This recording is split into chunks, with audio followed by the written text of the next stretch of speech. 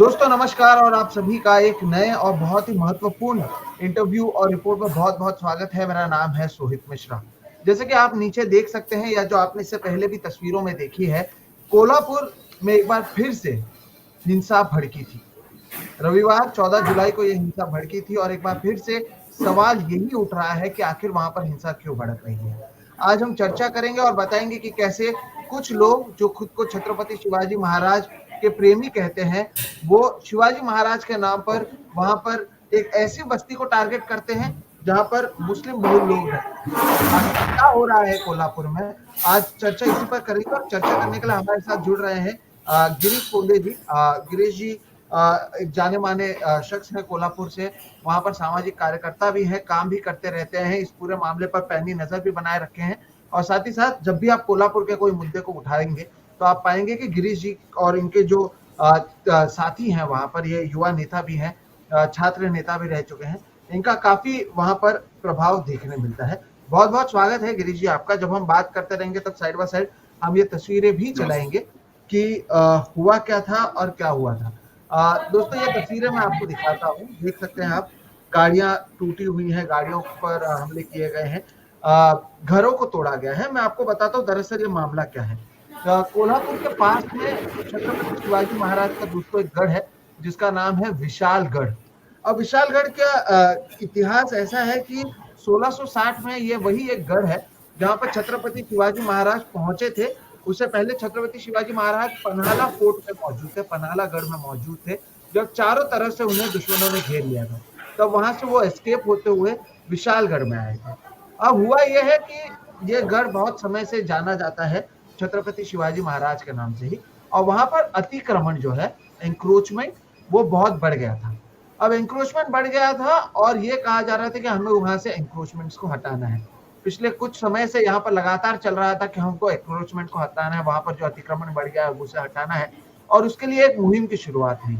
मुहिम की शुरुआत होने के बाद दोस्तों वहां पर 14 तारीख को यह तय किया गया कि अगर 14 तारीख से पहले प्रशासन की ओर से कोई कार्रवाई नहीं की जाती है तो वहां पर कुछ लोग हैं जो पहुंचे थे, और उसमें जो एक बहुत ही अहम चेहरा है वो है पूर्व राज्यसभा के सांसद संभाजी राजे छत्रपति। ये अभी जो आप जिनकी तस्वीर देख रहे हैं ये उनके ही बेटे हैं जो वहां पर पहुंचे थे।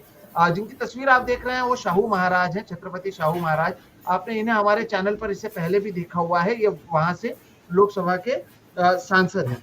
तो ये कहा गया कि हम वहां पर पहुंचेंगे और जो एंक्रोचमेंट है उसे हटाया जाएगा, ये कहते हुए इसकी शुरुआत की गई। लेकिन वहां पर 14 तारीख को जब लोग पहुंचे तो ऊपर भी कई जगहों पर तोड़फोड़ की गई। उसके बाद इसके नीचे गाजापुर नाम का एक गांव है, ये वो गांव है जहां पर मुस्लिम बहुल लोग ज्यादा हैं। वहां पर भी तोड़फोड़ की गई, लोगों के घर तोड़े गए, गाड़ियां तोड़ी गई। और उसके बाद ये जो आप तस्वीरें देख रहे हैं ये उसके अगले दिन की है, जब वहां के जो अभी लोकसभा के सांसद हैं छत्रपति शाहू महाराज, वो पहुंचे थे और भी लोग पहुंचे थे। और अगर छत्रपति शाहू महाराज की बात करें तो छत्रपति शिवाजी महाराज के ये 13वें वंशज हैं, उनके बारे में हमने विस्तार से इससे पहले भी आपको रिपोर्टिंग बताई है। लेकिन यहाँ पर जो हम सवाल पूछ रहे हैं, जो आप नीचे देख ही रहे हैं, हमारा सवाल 3-4 है कि कोल्हापुर में क्यों भड़की हिंसा, क्यों लोगों के घर पर तोड़फोड़ की गई। दूसरा सवाल हम पूछ रहे हैं कि ये अवैध अतिक्रमण का मुद्दा था कि हमें ये अतिक्रमण हटाना है, या फिर ये मुस्लिम द्वेष का मुद्दा था। तो आप गिरीश जी को भी देख सकते हैं, ये भी वहां पर पहुंचे हुए थे, हम इनसे भी बात करने वाले हैं। तीसरा मुद्दा यह है कि शिवाजी महाराज के नाम पर आखिर ये राजनीति क्यों की जा रही है, और कौन है जो शिवाजी महाराज का नाम लेकर इस तरह की राजनीति कर रहे हैं। और चौथा सवाल है कि कोल्हापुर में ये हिंसा भड़का कौन रहा है। तो कौन भड़का रहा है और क्यों भड़क रही है, ये दोनों सवाल से शुरुआत करते हैं। गिरीश जी, बहुत बहुत स्वागत है आपका। अब मैंने एक तरीके से समझा दिया कि मुद्दा क्या है, आप पहले बताएं कि कोल्हापुर में हो क्या रहा है, अब माहौल कैसा है, विशालगढ़ का मुद्दा इतना बड़ा क्यों हुआ, अगर अतिक्रमण हटाने की बात थी तो लोगों के घरों को क्यों तोड़ा गया, खास तौर पर मुस्लिम घरों को। हमारे पास और भी तस्वीरें हैं जो आपने भेजी हैं जहां पर मस्जिदों पर, एक मस्जिद पर भी लोग पहुंच गए थे। हालांकि हम वो तस्वीरें नहीं दिखाना चाहते हैं, लेकिन अगर आप इस पूरे मामले के बारे में अपनी राय बताएं और लोगों को समझाएं कि आखिर कोल्हापुर में हो क्या रहा है। देखिए, अगर आप इतिहास के पन्ने पलट के देखें तो जो आइडिया ऑफ इंडिया है, जिसकी हम अभी बात करते हैं अलग देश के अलग अलग हिस्सों में, और जब संविधान पे हमले हो रहे हैं तो आइडिया ऑफ इंडिया की बात काफी मुखर तरीके से हम बोलते हैं। उसी में ही एक आइडिया ऑफ महाराष्ट्र है। आइडिया ऑफ महाराष्ट्र जो है वो आप देख सकेंगे कि छत्रपति शिवाजी महाराज का जो स्वराज्य की जो एक आइडिया थी, उनका जो एक सपना था, उनकी उसको लेकर एक सोच थी, वहां से शुरू होके फिर ये महात्मा फुले और छत्रपति शाहू महाराज और डॉक्टर बाबा साहब अम्बेडकर, क्योंकि ये सारे महाराष्ट्र के थे, तो इनकी जो सोच एक दूसरे से जोड़ के आप देख सकते हैं, तो इनको मिला के एक आइडिया ऑफ महाराष्ट्र बनता है। ये जो अभी कोल्हापुर में आप देख रहे हैं, ये जो हमले हो रहे हैं, हिंसा हो रही है, जिसको धर्म की राजनीति आप बोल सकते हैं, ये कोई इस तरीके का पहला हमला नहीं है। जो मीडिया में आ रहा है उसको दंगे के तौर पर दिखाया जा रहा है, लेकिन हम ये कहते हैं कि दंगा है ही नहीं इसमें, क्योंकि दंगा जब होता है क्योंकि दो गुट आपस में भिड़ते हैं। लेकिन यहां तो ये देख रहा है कि 14 जुलाई को विशालगढ़ के 4 किलोमीटर पहले जाते वक्त ऑन रोड गजापुर नाम का जो एक छोटा सा गांव है, उसमें एक मुस्लिम वाड़ी नाम से एक बस्ती है। वहां पे 4 से 5 हजार जो युवा थे, वो एक सोशल एलिमेंट्स थे, उन्होंने अलग अलग हथियार लेके, जिसमें आप तलवार है, चाकू है, हथौड़े थे और पेट्रोल बम थे, वहीं की गैस सिलेंडर लेके वही धमाके किए गए। एक सोची समझी रणनीति के तहत एक हमला है, क्योंकि जो पीड़ित रहे हैं उन्होंने कोई अपना प्रतिकार इस हमले का नहीं किया है। तो कोई दंगा वगैरह ऐसी चीज मीडिया में जो आ रही वो नहीं है, एक तरीके का एक तरफा एक हमला है। और ये एक समुदाय पर टारगेटेड हमला है। हालांकि उनको पता नहीं था कि उसमें 2-3 घर हिंदुओं के भी जलाए जा रहे हैं। तो ये एक आइडिया ऑफ महाराष्ट्र पे और आइडिया ऑफ इंडिया पे, एक दोनों पे हमला है, और ये एक सीरीज ऑफ कॉन्स्पिरेसीज है। कैसे है? क्योंकि ये पिछले साल 6 जून को भी यहाँ एक शिवाजी महाराज का पुतला है कोल्हापुर शहर में। तो कोल्हापुर शहर में यहाँ एक माइनॉरिटी, एक यंग, एक युवा लड़के द्वारा एक स्टेटस लगाने की औरंगजेब की बात को उछाला गया, और उसको लेकर फिर यहाँ वैसे ही 2-4 हजार लोग जो कोल्हापुर के बाहर के आए थे, उन्होंने वहां पे दंगा किया या हमला किया, और फिर पुलिस ने एक नाटक किया कि उनको मार भगाना वगैरह, लेकिन जो काम करना था उन्होंने कर दिया। दरअसल ये कोई कोल्हापुर में नई बात नहीं हो रही है, देश के अलग अलग हिस्सों में ये चीजें घट रही है, वैसे ही कोल्हापुर में हो रहा है। मुद्दा ये है क्योंकि ये बार बार क्यों घट रहा है? बार बार इसलिए घट रहा है क्योंकि जो आइडिया ऑफ इंडिया एक है, लार्जर पर्सपेक्टिव हम बोल सकते हैं, उसमें कोल्हापुर का जो एक योगदान रहा है, ऐतिहासिक योगदान, वो बहुत बड़ा है। शाहू महाराज जी का योगदान है, उससे पहले शिवाजी महाराज और उनके सारे जो वंशज रहे हैं, उन्होंने यहाँ पे राज किया है। तारा रानी जो थी शाहू महाराज जी की, शिवाजी महाराज जी के ही वो फैमिली से आती थी, उन्होंने कोल्हापुर डायनास्टी के या संस्थान को बसाया, और वो इस पे यहाँ पे राज करती थी। तो उसके बाद फिर शाहू महाराज जी का उन्हीं के फैमिली ट्री में से आती है। तो उन्होंने जो एक अपना यहाँ के कास्ट हायरार्की थी उसके खिलाफ एक अपनी मुहिम चलाई, और उसके बाद उन्होंने अलग अलग जो इंटेलेक्चुअल थे उनको पनाह दी, और एक जो विचार है प्रगतिशील विचार, उसको बढ़ावा दिया अपने राज में शाहू महाराज जी ने। तो उसी में से एक नाम आता है, वो आता है डॉक्टर बाबा साहब अम्बेडकर जी का। और डॉक्टर बाबा साहब अम्बेडकर जी को उन्होंने स्कॉलरशिप दी, उन्होंने उनको बढ़ा दिया। कोल्हापुर में जब वे विलायत से डॉक्टर बाबा साहब अम्बेडकर लौटे तो उन्होंने उनको हाथी पर बिठाकर एक तरीके से उनका सम्मान किया, और गांव में एक मानगांव नाम से गांव है यहाँ, वहां जाके पब्लिक एक भाषण दिया। उन्होंने कहा कि अब दलितों को, पिछड़ों को, बहुजनों को मेरी जरूरत कम है, आप में से कोई नेता अभी उभर आया है जो बहुत बुद्धिमान है, इसीलिए मैं ये बुद्धिमान नेता अब अभी बहुजनों को, पिछड़ों को, दलितों को, डॉक्टर बाबा साहब अम्बेडकर को मैं आपको सौंप रहा हूं, ये आपके नेता है, ये आपके असल नेता है। तो ये आप एक सोच देखिए कैसे ये बिल्ट हुई है इतिहास में। तो इसीलिए जब ये राजनीति जैसे देश के अलग अलग हिस्सों में चल रही है, वैसी यहाँ के धर्म की राजनीति की जाती है, तो कोल्हापुर का एक इंटेलेक्चुअल फैब्रिक है, एक लिगेसी है, वो उसको रेजिस्ट करती है। और जो इनके मकसद है कि यहाँ पे धर्म की राजनीति करके यहाँ पे जो रेडिकल फोर्सेस है उनको राजनीति में थोड़ी सफलता दिलाई जाए। जैसे भी पिछला चुनाव हुआ लोकसभा का, या उससे भी पहला चुनाव हुआ था, तो उसमें सारे मीरज 2009 में भी दंगा किया गया था सांगली में, तो उसका असर कोल्हापुर में भी हुआ था।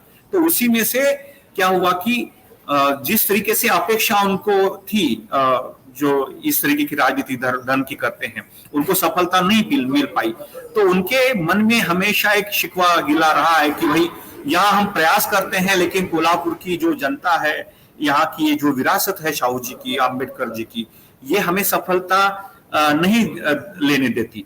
इसीलिए बार बार कोशिश होती है। और अभी लोकसभा के जो चुनाव हुए उसमें भी साहू महाराज जी के जो वंशज है, ये जो अभी साहू, जिनका भी नाम साहू महाराज है, ये 1 लाख भारी मतों से मार्जिन से जीत गए।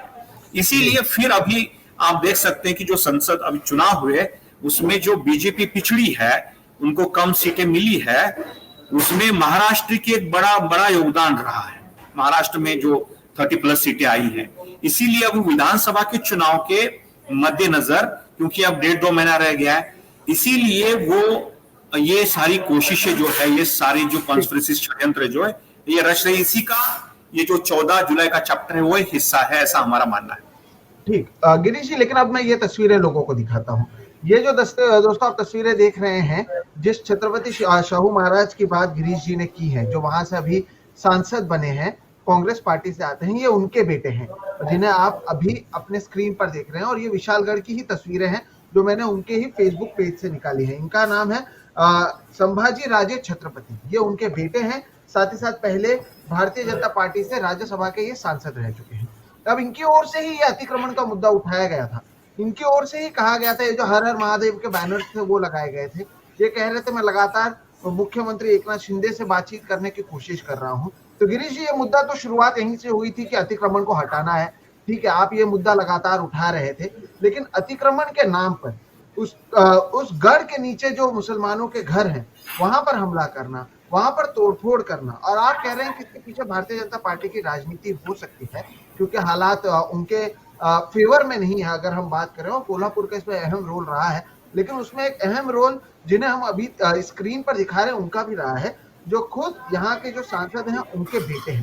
अब जब मैं ये बात कर रहा हूँ तब ये भी कह दूं कि इनके पिताजी ने खुद आकर कैमरा पर कहा है कि जो इन्होंने कहा वो गलत है और इसका समर्थन नहीं किया जा सकता। ये भी मुझे पहले ही लाइन में बता देना चाहिए जब हम बात करते हैं। इसके पीछे की रणनीति आप कैसे देखते हैं? पुलिस प्रशासन जिम्मेदार है लोगों के जो घर तोड़े गए उसके लिए, जो हमले हुए मस्जिदों पर उसके लिए, या जो ये पूरा मुहिम है वो जिम्मेदार है, या ये एक सोची समझी साजिश थी? कौन थे वो लोग जो वहां पर पहुंचे थे? क्यों इन घरों को टारगेट किया गया? इसके बारे में भी हमें बात करना चाहिए। आपने इतिहास बता दिया है, अब हम जो वर्तमान है उसकी बात करना चाहते हैं, फिर हम कुछ और वीडियोस भी दिखाएंगे। जी, ये विशालगढ़ का जो विवाद है ये शुरू होता है कुछ ही 2-3 साल पहले का, जहां पे वेल्हार, ये मीडिया में नहीं दिखाया गया है, इसका जिक्र भी नहीं आया है, ये मैं आपको पहली बार बता रहा हूं। नारायण वेल्हार नाम से एक शख्स है जो ये विशालगढ़ है उसी के आसपास रहते हैं। इनकी जो बेटी है, इसने उसी गांव के एक मुस्लिम लड़के से शादी की, और क्योंकि वेल्हार फैमिली इससे बहुत, उसका ही पास में जो विशालगढ़ का जो एरिया है पूरा 4-5 किलोमीटर का, उसी पास के गांव का, तो उसका गांव से नाता है। तो ये नारायण वेल्हार जो है, इनकी बेटी ने अंतरधर्मी जो विवाह किया और वो भी मुस्लिम लड़के से।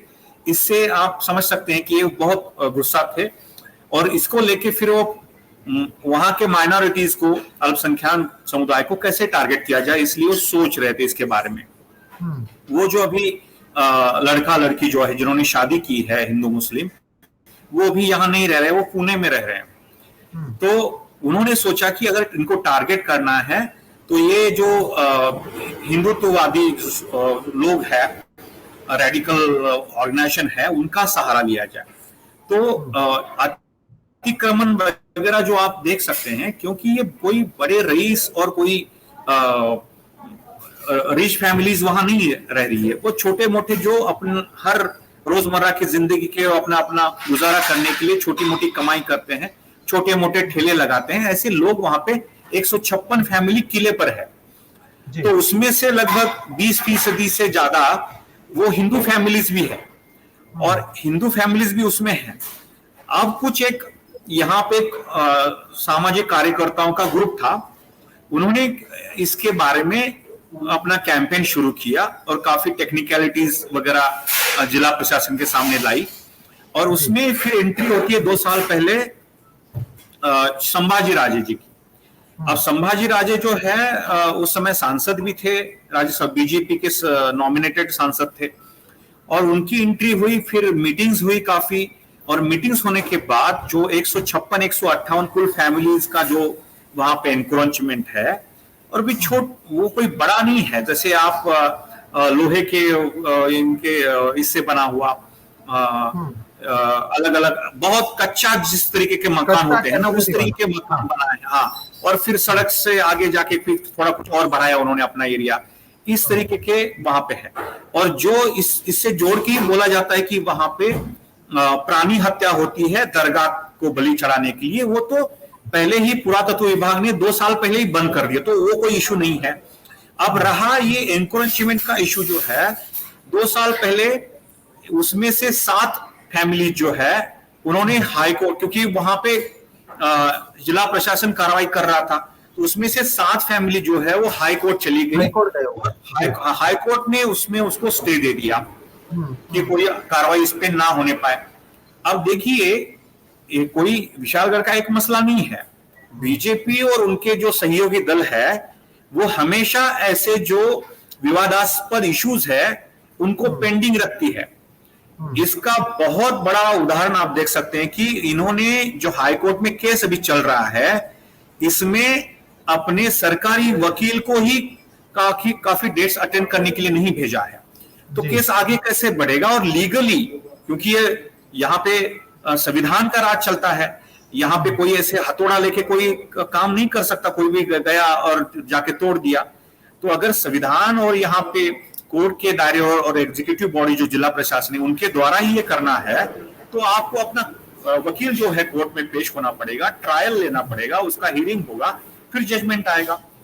तो मसला और एक इसमें था कि अगर 7 लोगों को स्टे दिया गया है, तो फिर अगर जो 150 लोग हैं बाकी बचे हुए, उन पर कार्रवाई क्यों नहीं हुई है? तो ये जो है 2 साल से क्यों इसको पेंडिंग रखा गया? जहां तक हमारी जानकारी है, वहां के लोग बता रहे हैं आपसी सहमति से वहां के लोग तैयार थे सारी चीजें हटाने के लिए। अच्छा, बस उसमें था कि आप थोड़ा लोग एक साथ बैठे जिला प्रशासन के साथ, कुछ पुनर्वसन की बात हो, रिहेबिलिटेशन की बात हो, जो आप जाके मुख्यमंत्री अब बोल रहे हैं कि ये पुनर्वसन हम उनका करेंगे, सारे किले जो महाराष्ट्र के सभी जगह का अतिक्रमण हटाएंगे। लेकिन ये तब क्यों नहीं किया गया? तो इसीलिए हम इसको साजिश क्यों करार दे रहे हैं, क्योंकि देखिए अब 14 जुलाई की डेट थी, जो पहले 13 जुलाई डिक्लेयर की थी, जिसको एक नाम दिया गया था तथाकथित की सो कॉल्ड अतिक्रमण मुक्त मुहिम, ये संभाजी राजे ने दिया था। और चुनाव के बाद भी अभी तो चुनाव नतीजे आए हुए 1.5-2 महीना ही हुआ है, तो उसके बाद तुरंत उन्होंने अचानक से मुद्दा उछाल दिया, और 8 दिन पहले उन्होंने जिला प्रशासन को चैलेंज दिया कि आप ये जो है सारे अतिक्रमण हटाइए। उन्होंने 13 जुलाई डेट भी डिक्लेयर कर दिया कि हम अपने कार्यकर्ता जो लेके वहां पे जाएंगे और वो सारा खुद से हटाएंगे। और इनके जो पिताजी अभी जो सांसद है, इन्होंने मामले की संजीदगी को देख के इन्होंने जिला प्रशासन को संपर्क किया और बोला कि ये जो बढ़ता हुआ इशू है ये कहीं बहुत बड़ा रुद्र रूप न धारण करे, इसलिए अभी इसी को निपटाइए। तो जिला प्रशासन ने उनको मीटिंग के लिए बुलाया संभाजी राजे को। संभाजी राजे का रूप क्या था कि हम मीटिंग के लिए नहीं आएंगे, अब 2 साल हो गए, बस मीटिंग, बस हमें सिर्फ अभी मुख्यमंत्री जी के आदेश का इंतजार है, मुख्यमंत्री वहां से ये अतिक्रमण हटाए। तो जिला प्रशासन ने इसमें कोताही बरती। जिला प्रशासन ने अगर ये अभी निकाल रहे हैं, जिस प्रोविजन के तहत, लीगल प्रोविजन जो है इन्होंने सॉलिसिटर जनरल से भी ली है कि जब संभाजी राजे 14 जुलाई को वहां पहुंचे जहां पे हिंसा हुई, उसके बाद फिर ये चीजें की गई।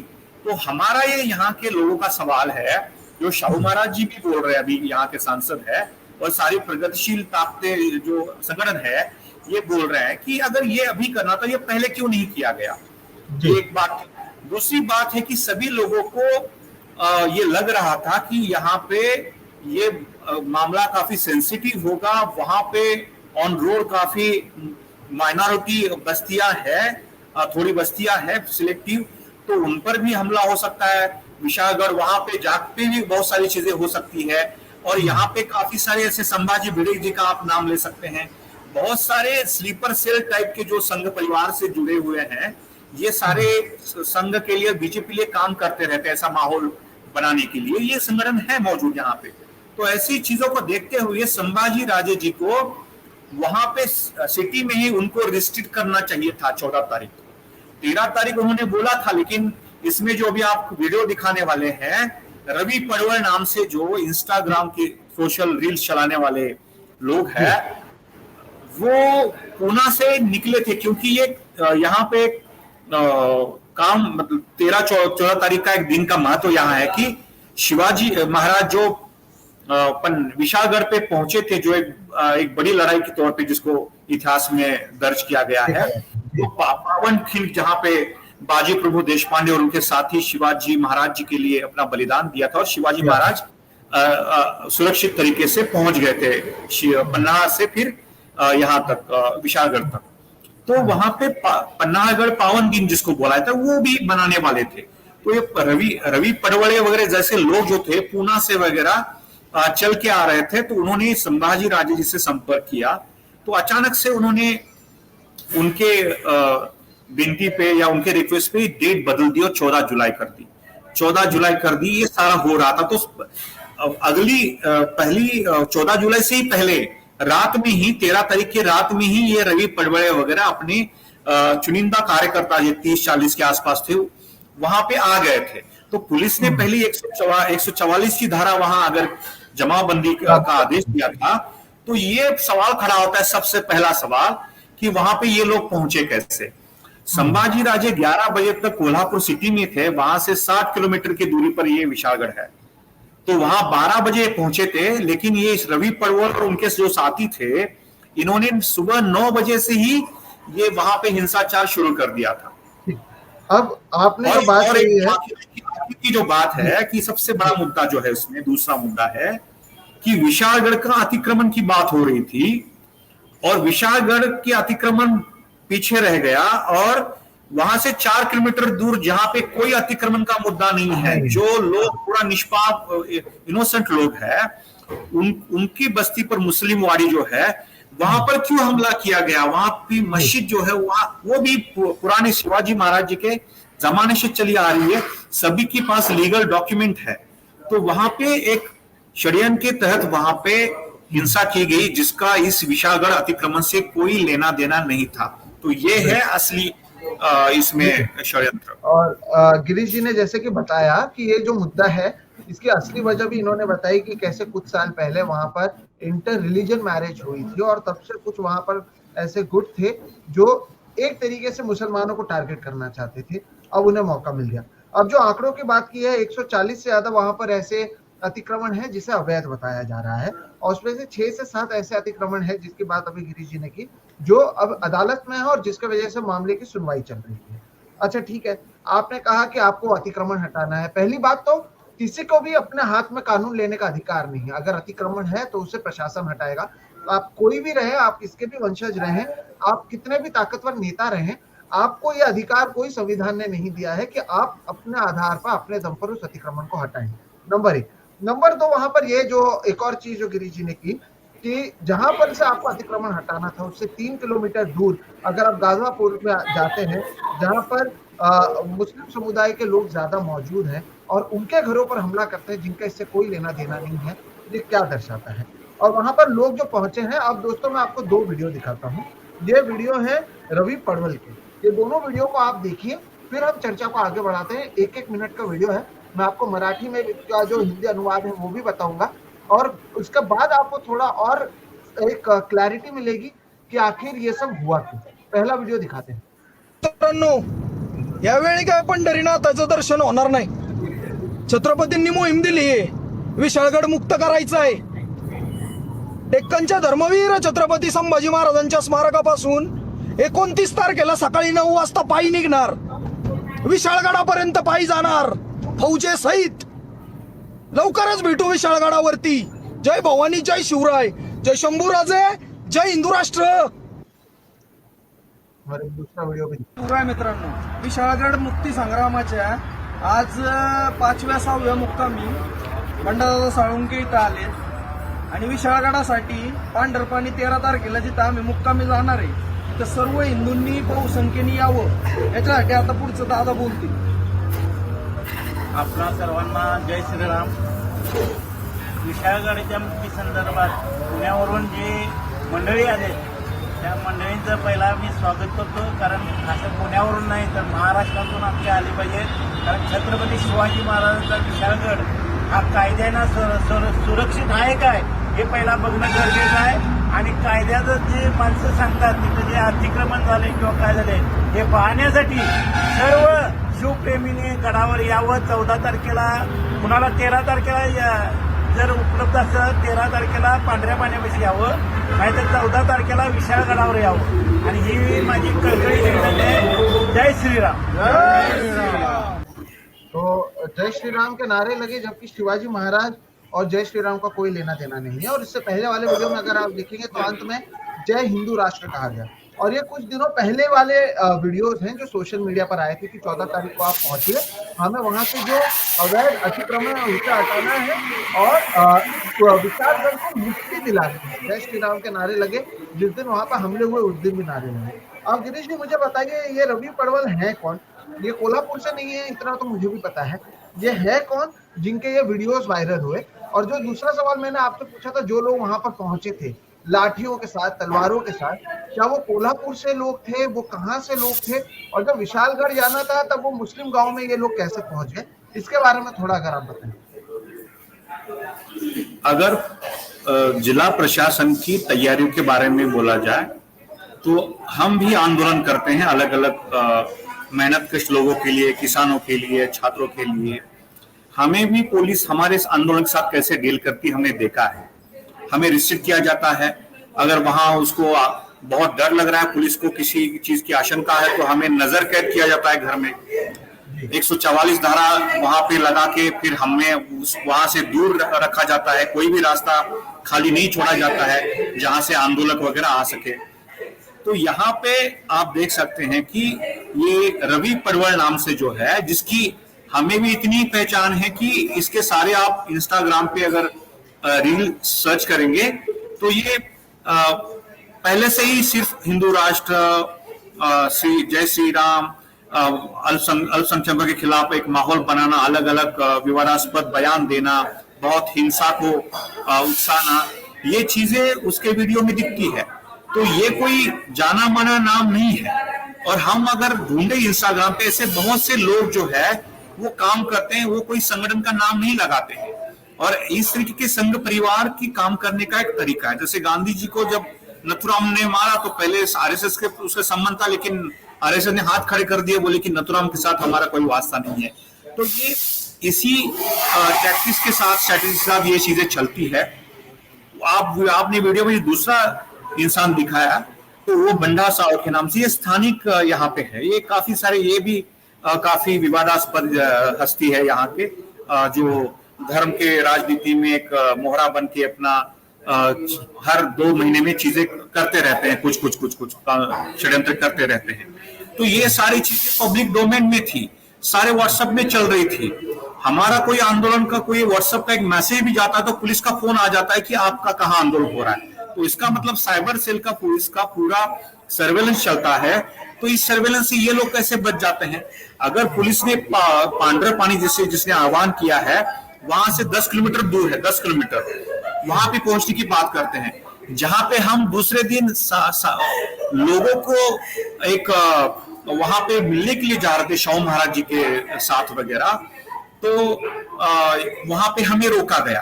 तो हमारा सवाल पत्रकारों को उनके साथ हाथापाई की गई, रोकना अलग बात है, उनके साथ हाथापाई की गई और 1-2 घंटे का ये नाटक चला पूरा, क्योंकि कलेक्टर बोल रहे थे कि हमें परमिशन, हम बात कर रहे तो हमारा सवाल यही है, तो कलेक्टर और एसपी किसके साथ बात कर रहे थे, किसकी परमिशन ले रहे थे, और इनको परेशानी क्या थी, ये डरते क्यों है मीडिया से, ये एक सवाल था वहां पे। तो बाद में जो मीडिया हमारे साथ आई 15 जुलाई को, तो मीडिया ने सारी चीजें जो है ये एक्सपोज करके रख दिया कि कैसे वहां पे लोगों को पीड़ा पहुंचाई गई है, हिंसा कैसे हुई है, महिलाओं के जो कान से जो बालियां वगैरह पहने थे वो निकाले गए हैं, जो कबर्ड थे वो तोड़े गए हैं अंदर किचन में घुस के।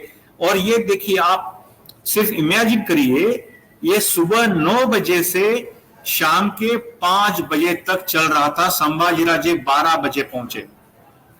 यहाँ के लोगों का यही एक सवाल है, 2 सवाल जो जरूरी है, जो लोग वहां के स्थानिक या पीड़ित लोग जो है बोल रहे थे। एक, संभाजीराजे 12 बजे वहां पहुंचे थे, वहां पर भी हिंसा चल रही थी, तो संभाजीराजे ने उनको अगर रोकने का आह्वान किया होता, ये चीजें रोकने की, तो लोग रोक सकते थे, नंबर 1। दूसरी चीज है, आपने जो भी अभी रिपोर्ट्स पढ़े हैं, या यहाँ लोकल भी रिपोर्ट है, पुलिस का भी रिपोर्ट है, स्थानिक प्रशासन का भी है, एक भी वहां के जो आंदोलक थे या हिंसा भड़काने के लिए गए थे युवा, एक को भी चोट नहीं आई है। पुलिस को चोट आई है, इसका मतलब क्या है कि आपने इनके पास जो लाठी होती है उस लाठी का भी इस्तेमाल नहीं किया है। वहां पे काफी सारे पुलिस अफसर थे जिनके पास रिवॉल्वर थी, उन पर रोकने की मुद्दा नहीं है, लेकिन अगर हवा में भी गोली चला देते तो ये सारे वहां से भाग सकते थे, उन परिस्थिति को वहां कंट्रोल किया जा सकता था। ये भी चीजें नहीं की गई है। इसका मतलब साफ है, पुलिस के संरक्षण में, पुलिस की सुरक्षा में ये चलाई गई मुहिम है हिंसा की, आने वाले चुनाव के मद्देनजर। इसीलिए हम कहते हैं कि संभाजीराजे बी टीम के तहत महाराष्ट्र सरकार की और बाकी सारे रवि पडवळ, बंडा साव के जैसे स्लीपर सेल है इनके संघ परिवार के, ये तीनों पार्ट, और चौथा जो पार्ट है वो है पुलिस और प्रशासन, ये चारों जो इनके स्तंभ है, इन्होंने एक मिला के एक मुहिम एक चलाई है, जिसका आप नतीजा देख सकते हैं। गिरीश, अब मुझे बताइए, एक तरफ आप लोग भी पहुंचे थे वहां पर, ठीक, अगले दिन, अब जो जिन पर आपने कहा कि उनके जरिए ये पूरा हिंसा फैलाने या जो नफरत फैलाने की कोशिश की जा रही है, अगर मैं बात करूं संभाजीराजे छत्रपति, ये देखिए, मैं एक बैनर दिखाने की कोशिश करता हूं जिस पर हर हर महादेव लिखा हुआ बैनर है, ये वाला। तो ये हर हर महादेव बैनर बहुत समय से लगाया गया था। उसके बाद ये वहां पर पहुंचे और ये कहते हैं कि हम इसके लिए जिम्मेदार नहीं है। अगले दिन उनके पिताजी पहुंचते हैं, वो वहां पर जाकर लोगों से मिलते हैं, वो वहां के लोकसभा के सांसद भी हैं, वो जाकर पुलिस से भी कहते हैं कि आप कार्रवाई करें। तो पिताजी और बेटे के बीच के रिश्ते के बारे में भी आप बताएं। बेटे एक समय पर बीजेपी से राज्यसभा के सांसद थे, तो अभी रिश्ते कैसे हैं? क्योंकि पिताजी जाते हैं कि ये गलत हुआ, लेकिन जिनके वजह से गलत हुआ है वो, उसमें एक अहम वजह जो है उनके खुद के बेटे हैं, जिस पर हमने अभी खुलकर चर्चा की है। ये एक आखिरी मुद्दा है जिस पर मैं चर्चा करना चाहता था, इन दोनों के बीच में रिश्ते कैसे हैं, नंबर 1। और लोगों को ये भी याद रखना चाहिए कि आने वाले 3 महीने में महाराष्ट्र में विधानसभा के चुनाव होने वाले हैं, जिसका जिक्र गिरीश जी ने शुरुआत में किया कि लोकसभा चुनाव में यहाँ पर बहुत बड़ी हार भारतीय जनता पार्टी और उनके जो सहयोगी पार्टियां हैं उन्हें देखने मिली है। तो इसलिए विधानसभा से पहले की ये क्या तैयारियां हैं, तो गिरीश जी इस पर मैं फोकस करना चाहता था, आप अगर बताएं। हम देख रहे हैं, ये आप जिन्हें देख रहे हैं वो छत्रपति शाहू महाराज हैं, छत्रपति शिवाजी महाराज के 13वें वंशज हैं और अभी लोकसभा से सांसद हैं। हमने इनका इंटरव्यू भी किया था, तब भी आपको इनके बारे में बताया था। बड़े परिवार से आते हैं, शाहू फुले अम्बेडकर, जिसकी चर्चा महाराष्ट्र में की जाती है, जिसके आधार पर महाराष्ट्र बनाया गया है, उस परिवार से आते हैं। लेकिन इनके ही बेटे के कॉल पर ये सारी चीजें हुई हैं। तो गिरीश जी, इस पर आप अगर लोगों को थोड़ा समझाएं, जो लोग महाराष्ट्र से नहीं है, कि अब इसके बारे में हम कैसे क्या कहें। जी देखिए, पिछले कई सालों से शाहू महाराज जी है वो राजनीति में नहीं थे। कुछ एक सिंबोलिज्म के लिए शिवसेना वगैरह जो बाल ठाकरे की थी, कुछ दिनों के लिए इन्होंने ज्वाइन किया था, लेकिन फिर उसके बाद ये पूरा राजनीति से अलग हो गए थे। फिर आता है 2004 का साल। वहां पे इनके जो दूसरे बेटे हैं मालोजी राजे, इन्होंने कांग्रेस के टिकट पर विधानसभा का चुनाव लड़ा, तो चुन के आ भी गए थे विधायक ये महाराष्ट्र विधानसभा में। उसके बाद का जो चरण है उसमें फिर संभाजी राजे जो सबसे बड़े बेटे हैं, उनकी एंट्री होती है राजनीति में। वो शरद पवार जी की जो पार्टी है राष्ट्रवादी एनसीपी, उससे वो सांसद का चुनाव लड़ते, लोकसभा का चुनाव लड़े थे। लेकिन कुछ कारणों से, क्योंकि इनका कोई जनाधार नहीं था, ऐसे परिवार भी सक्रिय नहीं था। जहां पे ये रहते हैं न्यू पैलेस में, वो शहर का एरिया है, तो वहां तो मालवीय राजे एक असेंबली चुनाव तो जीत गए थे, लेकिन सबसे बड़े बेटे हैं, क्योंकि लोकसभा का जो यहाँ पे कॉन्स्टिट्यूंसी हो, बहुत बड़ी कॉन्स्टिट्यूंसी है, वहां पे जनाधार नहीं था। तो संभाजी राजे वहां पे उनको हार का सामना करना पड़ा था। तो उसके बाद वो पूरा नदारद थे, उसमें कोई पिक्चर में नहीं थे, सोशली और पॉलिटिकली भी एक्टिव नहीं रहे वो। फिर आता है 2014 का साल। कुछ सोशल एक्टिविटी सिंबोलिज्म के लिए संभाजी राजे कर रहे थे, लेकिन उसके बाद फिर 2014 का साल आता है।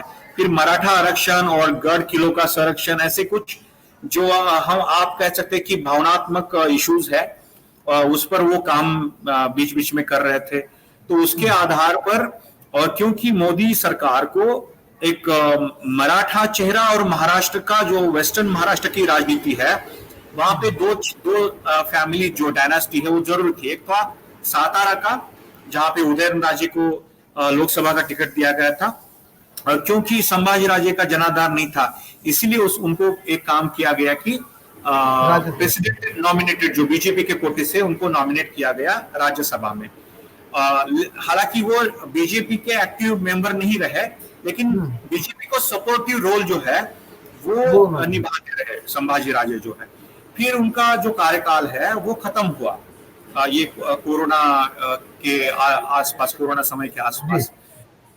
फिर उनको हमेशा एक तमन्ना थी, फिर उन्होंने जो आपने देखा है, सभी रिपोर्टिंग भी किया, और जो महाराष्ट्र की में जो उद्धव ठाकरे को सत्ता से उतारा गया, उसमें पहले विधान परिषद के लिए चुनाव होने थे वहां पे, और उसी में सारी कॉन्स्पिरेसी एकनाथ शिंदे और उनको लेके फडणवीस जी ने की थी। उसी समय ये राज्यसभा के लिए चुनाव थे, इसीलिए नॉमिनेशन चाहते थे संभाजी राजे, और क्योंकि ये चाहते थे कि सारी पार्टियां उनको सपोर्ट करे, लेकिन ऐसा नहीं हुआ। तो शिवसेना ने कहा कि आप पार्टी के टिकट पर आप वो राज्यसभा का चुनाव लड़िए, तो इन्होंने मना किया, शिवसेना ने भी मना किया। शिवसेना ने एक लोकल संजय पवार नाम से इनके जिलाध्यक्ष है, उनको नॉमिनेट किया, और फडणवीस जी ने एकनाथ शिंदे को अलग करके वो जो राज्यसभा का चुनाव जो था वो जीत लिया। वहां से महाराष्ट्र का एक पूरा पॉलिटिकल आप देख सकते हैं कि ये होगी। तो संभाजी राजे कहीं ना कहीं उस चीज से आहत थे, और वो उनका जनाधार नहीं है, कोई किसानों के बारे में, कुछ मेहनत कश लोगों के बारे में उन्होंने काम नहीं किया, ना ही करना चाहते थे, क्योंकि उसके लिए काम मराठा आरक्षण का इन्होंने इशू लिया था, लेकिन उसमें सफल नहीं हो पाए। फिर बाद में तो मनोज जरांगे जो इनकी एंट्री हुई है, तो उसके बाद शाहू ये चाहते थे कि खुद चुनाव लड़े कोल्हापुर से, लेकिन 2024 का चुनाव। तो लेकिन इनका जो हिस्ट्री था, ये महाविकास आघाड़ी इंडिया अलायंस को पता था, इन पे निर्भर नहीं रह सकते थे, क्योंकि ये कहीं पर भी अपोजिशनिज्म के तहत इधर उधर भी जा सकते, भटक सकते हैं। इसलिए फिर शाहू जी की एंट्री होती है इसमें, और शाहू जी को टिकट दिया जाता है, और वो लड़के भी आते हैं। इनका प्रचार भी संभाजी ने किया है अपने पिताजी का। तो उसके बाद हमें जो अभी तर्क अगर आप लड़ाए तो लग सकता है कि इसमें बीजेपी का फायदा है जो अभी धार्मिक ध्रुवीकरण हो रहा है, लेकिन खुद बी टीम के तहत काम करने वाले संभाजी राजे जी को जाति तौर पर क्या फायदा होगा, नीतिगत क्या फायदा होगा उनको? निजी फायदा यही हो सकता है कि फिर से वो राज्यसभा में बीजेपी के सहारे पहुंचे, एक हो सकता है। और दूसरा, इनके साथ साथ एक बी टीम काम नहीं कर रही है, इनके साथ काम कर रही है दूसरी बी टीम। इसमें जो आप कल MIM का इम्तियाज जलील यहां पहुंचे, उनका रैली हो रहा है, उन्होंने शुक्रवार चुना है, मैं आपका इस पर ध्यान खींचा, शुक्रवार जो अल्पसंख्यक समुदाय के पवित्र दिन है वो चुना है, उसके खिलाफ और हिंदूवादी संगठन जो है वो टारगेट उनको चैलेंज कर रहे हैं। मतलब ये नूरा कुश्ती होगी, नाटक होगा और बंटवारा वोटों का होगा, और इसमें MIM का चुनाव भी लड़वाया जा सकता है, वंचित बहुजन को भी चुनाव लड़ाया सकता है, और महाविकास आघाड़ी के काफी सारे उम्मीदवारों को हानि पहुंचाना भी हो सकता है। तो एक काफी सोची समझी रणनीति के तहत हो रहा है। आज अजित पवार जो है वो भी विशालगढ़ चले गए हैं कुछ राहत का सामान लेके पीड़ितों को देने के लिए। हसन मुशर्रफ यहाँ पे गार्डियन मिनिस्टर है। तो काफी सारा उलझी हुई राजनीति चल रही है, लेकिन आप समझ सकते हैं कि किसी को नुकसान पहुंचाना है तो फायदा किसी को तो पहुंचाना ही पहुंचाना है। इसमें कई सारे किरदार है, और जो बीजेपी के साथ शामिल है वो अपने फायदे के लिए शामिल है।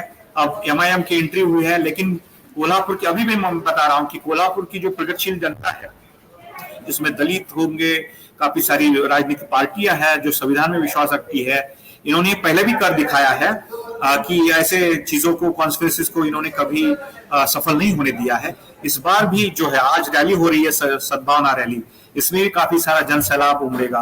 तो आप देख लीजिएगा कि बीजेपी को फिर मुंह खानी पड़ेगी इसमें। बिल्कुल।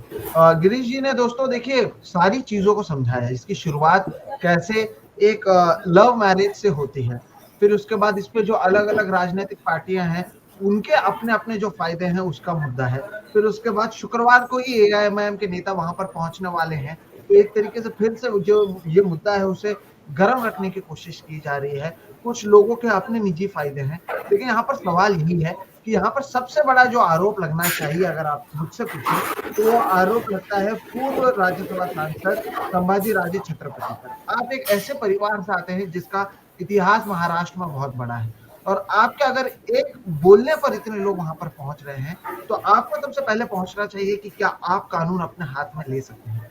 दूसरा सवाल यहाँ पर उठता है महाराष्ट्र की सरकार से, जिन्हें पता था कि चीजें बदल रही हैं। संभाजी राजे लगातार इस मुद्दे को उठा रहे हैं कि वहां पर अतिक्रमण हुआ है, आपको अतिक्रमण को हटाना चाहिए। आपने शुरुआत में नहीं हटाया, लेकिन जब यहाँ पर मुस्लिम घरों को नुकसान पहुंचाया गया, उसके अगले दिन 70 ऐसे स्ट्रक्चर्स थे जिसे वहां पर डेमोलिश किया गया, जिसे तोड़ दिया गया। तीसरा सवाल उठता है वहां के पुलिस प्रशासन पर कि जब आपको पता था कि माहौल खराब हो रहा है, लोग सोशल मीडिया पर लिख रहे हैं, ये तमाम बातें दोस्तों आज हमने आपको बताई हैं, उसके बावजूद आपने कोई कठोर काम क्यों नहीं किया?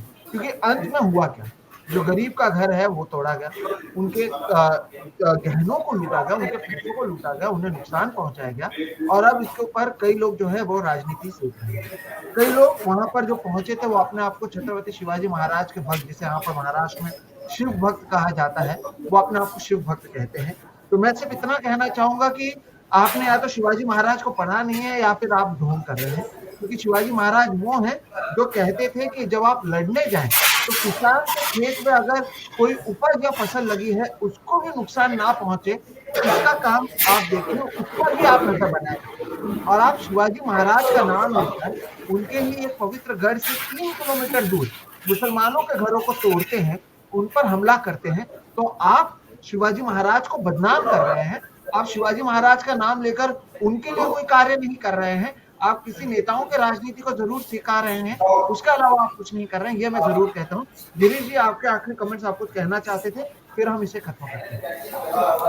देखिए कि शिवाजी की जो एक लार्जर देन लाइफ एक प्रतिमा है पूरे इतिहास में, सिर्फ महाराष्ट्र के लिए पूरे देश के इतिहास में, उसको पहले शिवसेना ने इस्तेमाल किया था।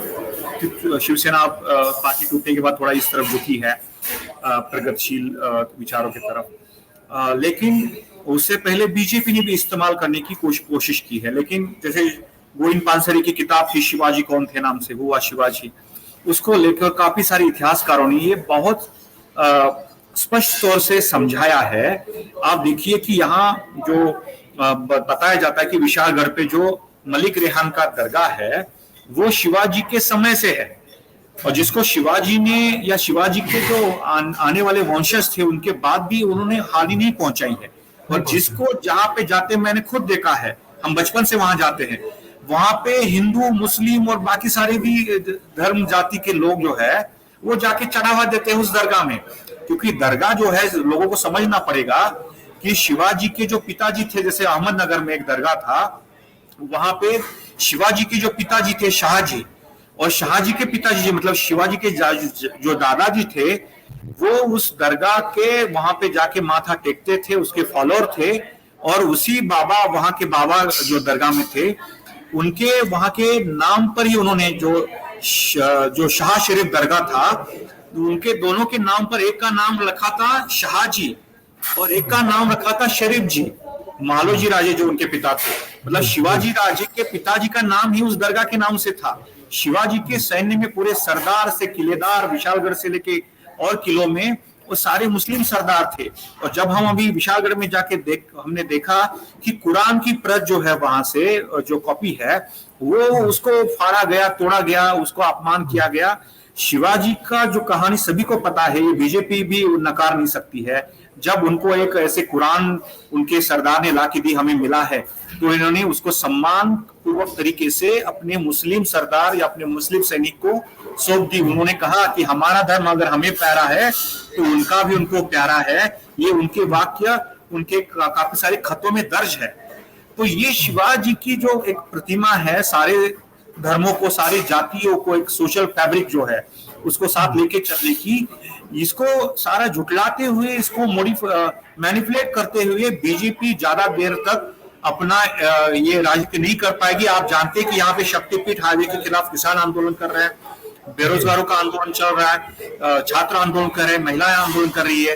तो इसको थोड़ा सा क्रॉस करने के लिए, डिस्ट्रैक्ट करने के लिए सोची समझी रणनीति के तहत इन्होंने ये मुद्दा उछाला है। और उनकी कोशिश रहेगी कि आने वाले इलेक्शन तक एमआईएम जैसे लोगों का सहारा लेके ये इस मुद्दे को जिंदा रखा जाए और लोगों के वोटों को प्रभावित किया जाए। बिल्कुल, आपने बहुत ही सही तरीके से इस पूरे मुद्दे को समझाया है। बहुत बहुत शुक्रिया गिरीश जी। और जैसे कि जब हम इसे रिकॉर्ड कर रहे हैं दोस्तों, उस दिन कोल्हापुर में किस तरह से शांति बनी रहे उसके लिए भी वहां पर एक रैली का आयोजन किया जा रहा है। आप वहां पर जाने वाले हैं, लेकिन उससे पहले आपने हमें, हमारे दर्शकों को और साथ ही साथ ये पूरे मुद्दे को समझाने की कोशिश की है और ये बताने की कोशिश की है कि कम से कम शिवाजी महाराज के नाम पर तो आप ऐसी राजनीति ना करें जिसका समर्थन शिवाजी महाराज खुद ना कर सके, इसे रुकना चाहिए। तो दोस्तों देखिए, किसी को सियासी रोटी सेकनी है और उसके लिए मुस्लिम घरों पर हमला किया गया और नाम शिवाजी महाराज का लिया जा रहा है। तो ये जो पूरी राजनीति है और क्यों एक बार फिर से कोल्हापुर को चुना गया, ये सारी बातें हमने आपको समझाने की कोशिश की। हम उम्मीद करते हैं कि पुलिस की ओर से वाकई जो लोग इसके लिए जिम्मेदार हैं उनके ऊपर कार्रवाई की जाएगी। और जो लोग खुद को शिव भक्त कहते हैं, मैं आपसे सिर्फ वही कहूंगा जो गिरीश जी ने कहा। और आप बतौर दर्शक भी, अगर आपने ये किताब नहीं पढ़ी है, शिवाजी कौन थे, ये आपको सभी भाषाओं में लगभग मिल जाएगी। गोविंद पानसरे जी की ये किताब है, आप उसे जरूर पढ़िएगा और आपको समझ में आएगा कि जो छवि राजनीति में शिवाजी महाराज की बनाई गई है और उनकी जो असली छवि है उसमें कितना। बहरहाल मुझे लगता है इस वीडियो में इतना ही। अगर आपको ये पूरा मामला समझ में आया तो इस वीडियो को लाइक करें, दूसरों के साथ भी साझा करें और उन्हें भी बताएं कि आखिर यहाँ पर कोल्हापुर में कौन लोग हैं, अभी आपको समझ में आ गया है, जो ये हिंसा फैलाना चाहते हैं और शांति भंग करना चाहते हैं और इसके पीछे की राजनीति क्या है और क्यों शिवाजी महाराज के नाम पर अब यहाँ पर मुस्लिम द्वेष फैलाने की कोशिश की जा रही है, जबकि शिवाजी महाराज खुद इसमें भरोसा नहीं रखते। फिलहाल हम दोनों की तरफ से इतना ही। बहुत बहुत शुक्रिया गिरीश जी जो आपका हमारे साथ जुड़े और आपने अपना कीमती समय दिया। दोस्तों फिलहाल वीडियो में इतना ही। आप देख रहे थे SM ऑफिशियल, मेरा नाम है सोहित मिश्रा। अगर अब तक चैनल को सब्सक्राइब नहीं किया है तो वो भी कर लें, हम इस तरह के वीडियो लगातार करते रहते हैं। फिलहाल हम दोनों की तरफ से नमस्कार।